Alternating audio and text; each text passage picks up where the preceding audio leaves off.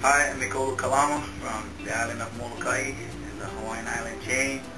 I am the Dream Team rider for Starboard, and see you out in the water. I got into SUP, my cousin Dave Kalama and Larry Hamilton. Dave let me borrow his tandem surfboard and gave me a paddle.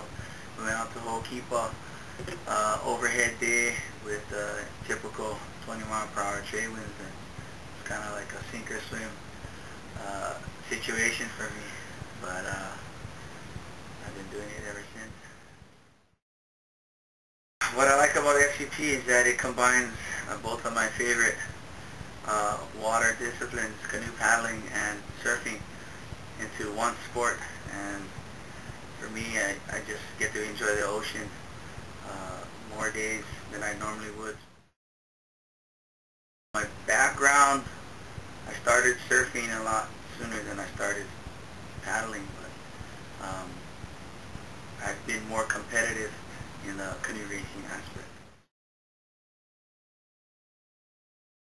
Well, the future of SUP is virtually unlimited. I think with the improvements in technology, you're going to see guys going bigger, faster, higher. Um, who knows what the future holds? Well, I think the racing is going to be the biggest part, just because more people are able to do the racing. But the big wave will also be a new, bigger and better. For sure, I think Billabong might eventually add a XXL division for stand-up paddling, and might even see a professional world tour of a SUP, maybe tag along with the ASP tour and have some events.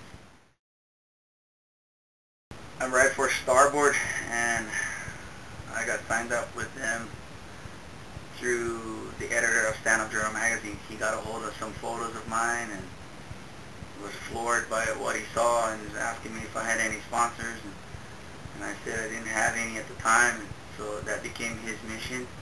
Thank you, Steve. So Steve emailed me, said, hey, I have a potential sponsor for you, and he emailed Starboard. It was kind of a Ekolu meet Starboard, Starboard meet Ekolu, and the rest is history.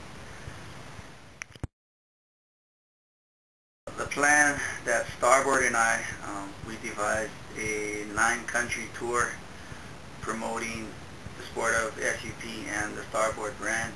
We're going to be doing demo days, beach days, paddling clinics, events, surf contests, races, big channel crossings, and just generally getting out there and increasing the awareness of the sport of SUP. I'm here in the UK now for the Brighton Endurance stand-up paddle race, and came here to showcase the 14.8 point to point, and just to show everybody what's possible. I know some people are still riding 10-foot, 11-foot boards, and in their minds they thought that was the fastest board around, and we just showed up to show you that there's faster options, and I think everybody got to see that. And just, it's great being here in the UK, Brighton especially, little surf community, so to speak, and really laid back Hawaiian attitude everybody has there. It's a really good atmosphere, and I got to play music and entertain everybody, and I'm coming back next year. I got a lot of fans to see, so I'll be practicing on my British band covers.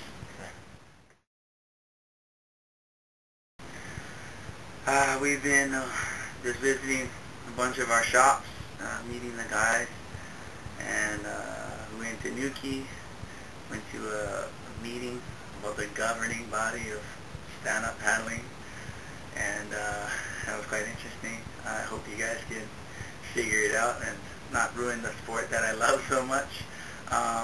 But we got to surf in Nuki. Sun came out.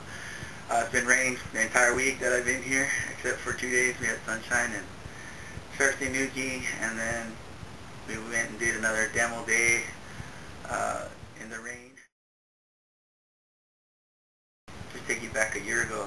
Laird went out, and it was like a 40-foot day at Jaws, and I was on the ski, and my cousin Dave Kalama was on the other ski with photographer Don King, and I was just amazed at what I seen. I didn't think it was humanly possible, but of course Laird once again shows that it is humanly possible, and then once he does that, he opens the door for other people trying it. And I immediately said, yeah, I'm going to train for a year and I'll be out following season.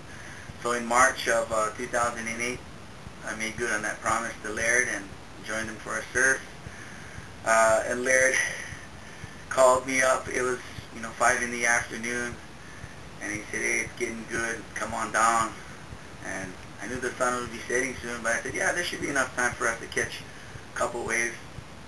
And Laird kind of laughed. He's like, yeah, a couple. It's like, don't even think about getting a couple. He said, just come on down, we'll go out for a paddle. So we went to his house, we loaded up the boards, jumped off the cliffs, and just he and I paddled out unassisted with no skis, no rescue.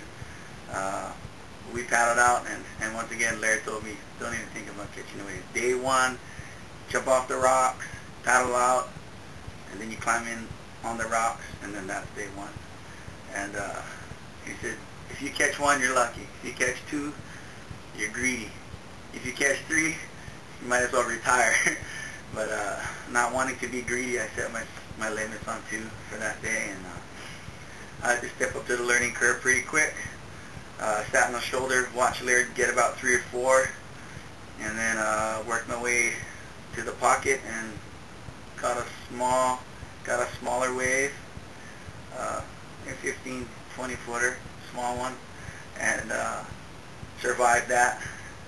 And so I wanted to get a bigger one, and just before sunset, I got a nice long ride all the way into the left side. We were surfing on the left, and shot the rock on the inside, and made it, and then had to climb back on the rocks, and that's like the hardest part of the whole ordeal, getting back on the rocks. But successful trip for me, and so if anybody asks how was your first time at Jaws, I can tell them by Laird's standards I was greedy.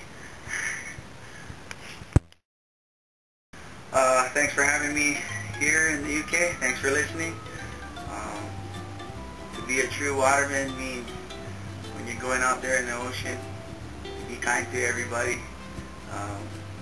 clean up the beaches when you come in, and just be an ambassador of aloha. So, encourage all you guys to be watermen, stand up,